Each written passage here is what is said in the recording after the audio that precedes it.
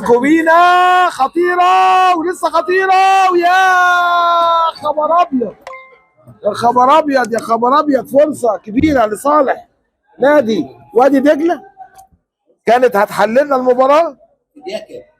نلعب في الدقيقة 84.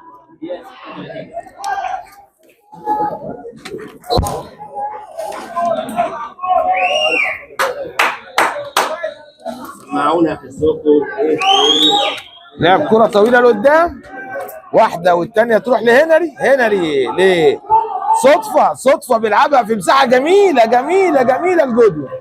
لجودوين جودوين، ولكن تعمل تماس.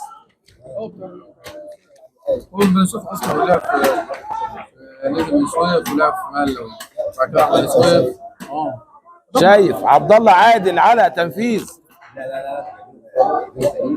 رمية التماس،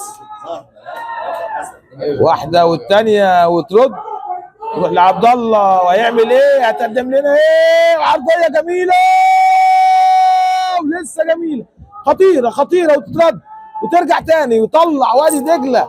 كانت هجمة واعدة جدا لنادي البترول، تروح الكرة لمصطفى محمود. لاعبي البترول النهارده بيقدموا مباراة ولا أروع.